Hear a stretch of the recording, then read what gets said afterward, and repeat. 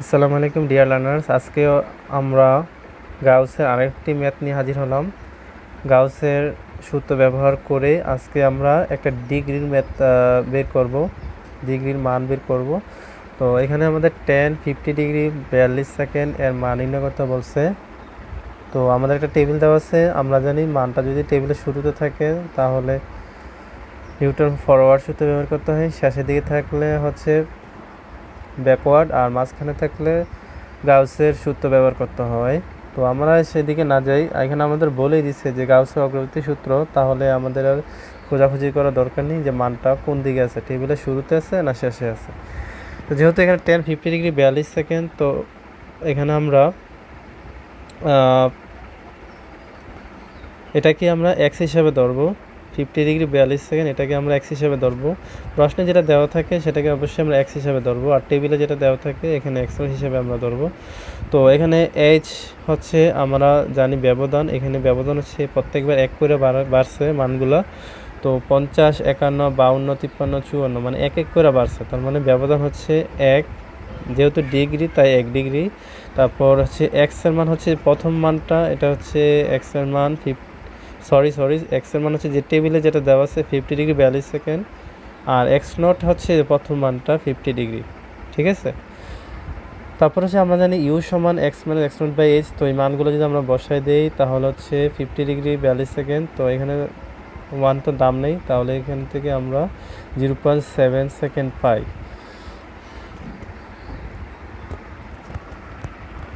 তো আমাদের এখানে 0.7 সেকেন্ড কীভাবে আসছে, এটার জন্য আমাদের ক্যালকুলেটার ইউজ করতে হবে।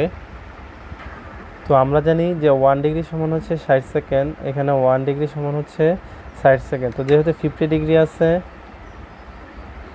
তো এখানে 50 ডিগ্রি 42 সেকেন্ড 50 ডিগ্রি, তাহলে 50 ডিগ্রি যদি আমরা কাটা দিই তাহলে শুধু থাকে হচ্ছে 42 সেকেন্ড, আর নিচে আছে 1 ডিগ্রি। আসলে এখানে ওয়ানের কিন্তু এখানে দাম আছে, কারণ এখানে হচ্ছে 1 ডিগ্রি আছে, তাহলে 1 ডিগ্রি মানে হচ্ছে 60 সেকেন্ড। ঠিক আছে। তাহলে উপরে হচ্ছে 42 সেকেন্ড, আর 1 ডিগ্রি মানে হচ্ছে 60 সেকেন্ড, তাহলে হচ্ছে 7/10। ঠিক আছে, 7/10। তো 7/10 মানে হচ্ছে 0.7। আমরা যদি এটাকে ভগ্নাংশকারে লিখি 0.7, অথবা আমরা যদি পুরোটা হিসাব করি 50 ডিগ্রি 50 ইন্টু 60, এখানে হচ্ছে 42 যোগ 42, তাহলে মাইনাস এখানে 50 ইন্টু 60, তাহলে হচ্ছে এর 42 আর ভাগ হচ্ছে 60, 0.7 একই কথা, 0.7 সেকেন্ড। তো এটা আমরা লক্ষ্য রাখবো। তারপর আমরা এখানে পার্থক্য ছক তৈরি করি। তো পার্থক্য ছক তৈরি করার জন্য আমাদের যে প্রশ্নে যে মানগুলো দেওয়া আছে এক্সের সারিটাকে আমরা এক্সের কলাম হিসেবে এখানে বসাই দেব। তারপর 10x-এর যে সারিতে মানগুলো আছে আমরা এখানে ওয়াই হিসাবে ধরবো।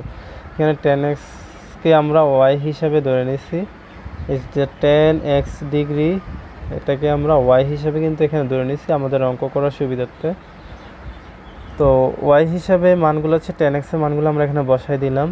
তারপর হচ্ছে যেহেতু আমাদের এক্স নটের মান হচ্ছে 50 ডিগ্রি, ঠিক আছে, এখানে আমরা গাউসের যে সূত্র ব্যবহার করে মাঝখানে হওয়ার কথা, কিন্তু আমাদের এখানে মানটা দেওয়া আছে 50 ডিগ্রি, তাই না? তো 50 ডিগ্রি তো শুরুতে আছে, তাই এক্স নট হচ্ছে 50 ডিগ্রি, তাই এক্স নট বরাবর কিন্তু এই মানটা ধরতে হবে সবসময়, এই যে এক্স নট বরাবর এই মানটা ধরতে হয় ওয়াইয়ের যে বক্সটা করবো আমরা। তারপর হচ্ছে এই উপর থেকে সবসময় নিচে যায়, সবসময় প্রথমে যেটা থাকবে তার নিচেরটা যাবে, তারপর উপরেরটা। কিন্তু এখানে তো আমাদের উপরে যাওয়ার কোনো সিস্টেম নেই, এখানে উপর থেকে শুরু করছি।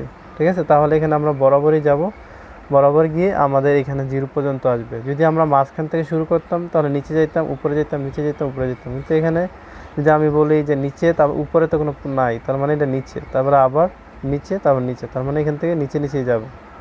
ঠিক আছে। এখানে অনেকে বলতে পারেন যে এখানে গাউসের সূত্র তো মাঝখানে হওয়ার কথা ছিল, এখানে আবার নিউটন ফরওয়ার্ড সূত্রের মতো আমরা উপরের মানগুলো কেনে নিলাম।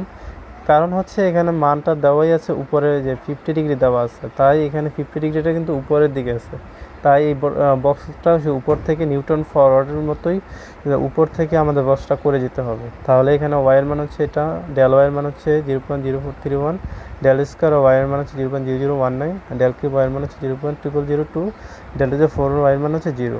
তো এখন আমরা গাউসের সূত্রটা প্রয়োগ করে দেবো।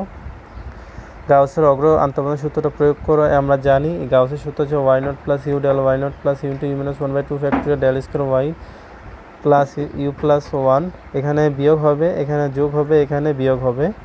তো এই সূত্রটা প্রয়োগ করার পর লেখার পরে আমরা মানগুলো জাস্ট বসে দেবো। যে ওয়াই নটের মান হচ্ছে এই যেটা 1.1918, তারপর ইউর মান হচ্ছে 0.7, ডেল ওয়াই নটের মান হচ্ছে 0.00431 প্লাস তারপর হচ্ছে ইউর মান 0.7 মাইনাস 1/2 ফ্যাক্টোরিয়াল, ডেল স্কোয়ারের মান হচ্ছে যেটা 0.0019,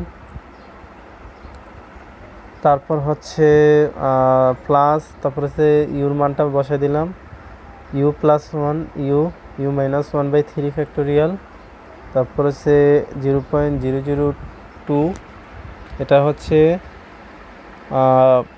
ডেল কিউব ওয়াইয়ের মান 0.002 ডেল কিউব ওয়াইয়ের মান। তারপর হচ্ছে আমরা একইভাবে ইউর মানগুলো এখানে বসাই দেবো, u plus 1 u minus 1 u minus 2/4 factorial, আর ডেল টু দি পাওয়ার 4 ওয়াইয়ের মান হচ্ছে 0।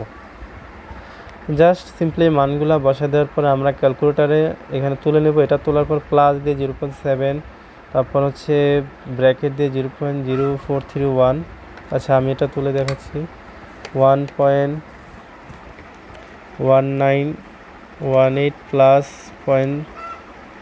অবশ্যই ব্র্যাকেট দিয়ে তুলব 0.7, তারপর হচ্ছে 0.0431 প্লাস 0.7 মাইনাস 1, তারপর হচ্ছে এই যে এটা আগে তুলে নেব 0.0019